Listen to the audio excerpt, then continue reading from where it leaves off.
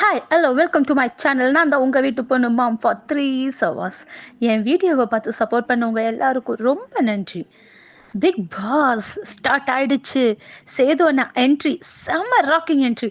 Big pass சொன்ன மாதிரி big pass பற்றி உங்கள் புரிதல் வேற லெவல் தான் அண்ணா. கண்டிப்பாக உங்களை நாங்கள் மாட்டி விட மாட்டோம்.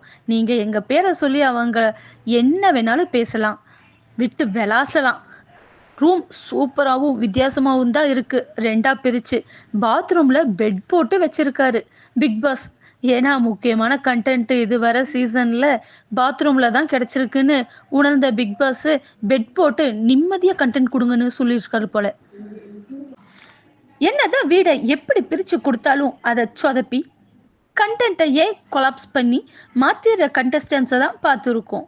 இவங்களாவது பிக் பாஸ் ரூல்ஸை மீறாம கரெக்டாக புரிஞ்சு யூட்டிலைஸ் பண்ணுறாங்களான்னு பார்ப்போம். ஃபர்ஸ்ட் கண்டஸ்டன்ட் ஃபேட்மேன் நேம் கொடுத்த Ravindran sir, director producer of Tamil film industry. அவர் ப்ரொடியூஸ் பண்ண படங்கள் நலனும் நந்தினியும், கொலைநோக்கு பார்வை, கல்யாணம், சுட்டக்கதை மாதிரி நிறைய படம் ப்ரொடியூஸ் பண்ணியிருக்காரு. ஆனா அவர் ரொம்ப ஃபேமஸ் ஆனது 2 விஷயத்துல.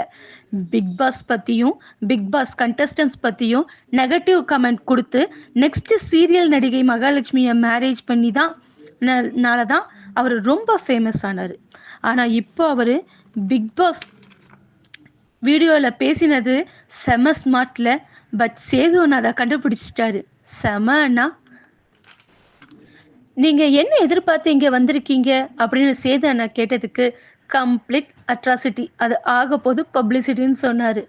அதுக்கு அண்ணா எல்லாருக்கும் நல்லவன், தன்னை இழந்தவன், உங்களுக்கு என்ன வருதோ அதை பண்ணுங்க அப்படின்னு சொல்லி சொன்னாரு. எனக்கு என்ன அட்வைஸ் பண்றீங்கன்னு சொல்லி சொன்னதுக்கு, கேரக்டரை ஃபாலோ பண்ணி வர ரீச் சார், நீங்க கேரக்டரை அசஸ் பண்ற ஷோல உங்களை போடலைன்னா எப்படி அப்படின்னு கேட்டு செமையா சொல்லிட்டாரு. எனியோ all the best Ravindran sir. உங்களை பத்தி கமெண்டா கவலைப்படாதீங்க, அதை நாங்க பாத்துக்கிறோம். செகண்ட் என்ட்ரி சஞ்சனா நமிதாஸ், 21 வயசு யங் கேர்ள். மகாராஜா ஃபிலிம்ல நல்ல ஃபேமஸான பொண்ணு. சேது அண்ணா சொன்னது செமல.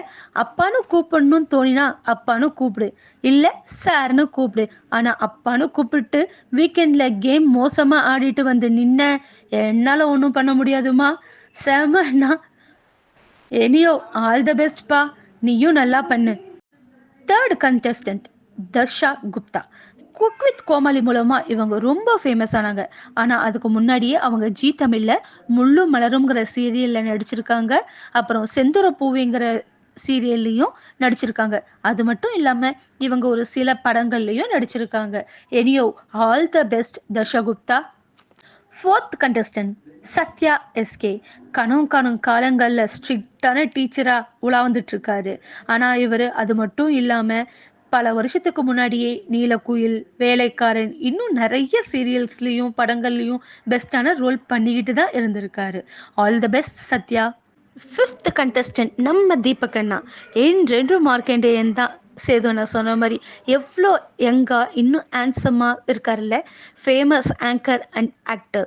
இவர் நடித்த சீரியல் சன் டிவியில் தென்றல், அண்ணி, ரெக்கை கட்டிய மனசு, மனைவி, மலர்கள், செல்வி, பந்தம், கெட்டி மேலும், அரசி அண்ட் திருமதி செல்வம். அதே மாதிரி தமிழும் சரஸ்வதியும் விஜய் டிவியில். இவர் ஆஸ்பனினஸ் பாப்புலர் ஷோ ஜோடி நம்பர் 1 டிடி கூட சேர்ந்து எவ்வளோ சூப்பராக ஆஸ் பண்ணுவார்ல. நான் இவரோட பெரிய பிக் ஃபேன். யாரெல்லாம் தீபக் அண்ணாவோட ஃபேனுன்னு சொல்லிட்டு கமெண்ட்ல சொல்லுங்க.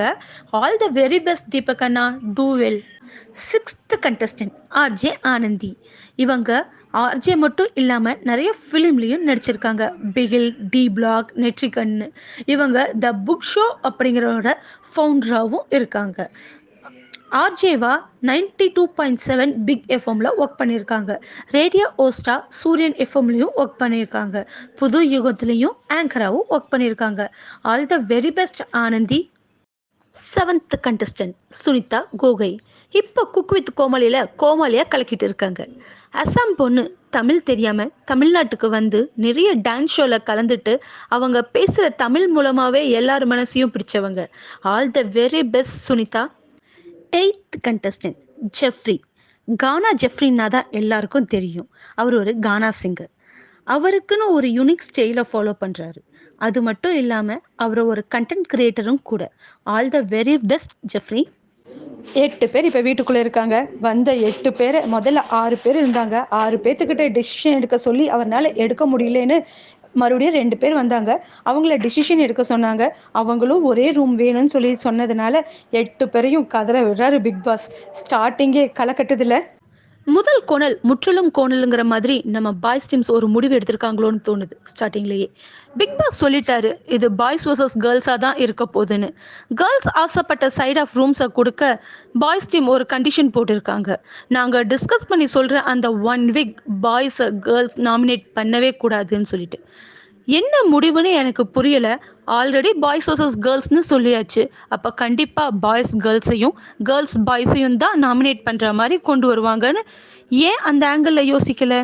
ஓகே, அவங்க நம்பிக்கை எந்த அளவுக்கு பலிக்க போகுதுன்னு பார்ப்போம். ஆனால் இந்த கண்டிஷனுக்காகவே பிக் பாஸ் ஒரு ட்விஸ்ட் கொண்டு வருவாருன்னு எனக்கு தோணுது. வெயிட் பண்ணி பார்ப்போம். இந்த வீடியோ உங்களுக்கு பிடிச்சிருந்தா லைக் பண்ணுங்க, ஷேர் பண்ணுங்க. இனிமே கண்டினியூஸா நான் போட போற வீடியோவை பார்க்க நம்ம சேனலை சப்ஸ்கிரைப் பண்ணி பெல் பட்டனையும் அமைக்கிடுங்க. இந்த வீடியோவை பார்த்ததுக்கு நன்றி.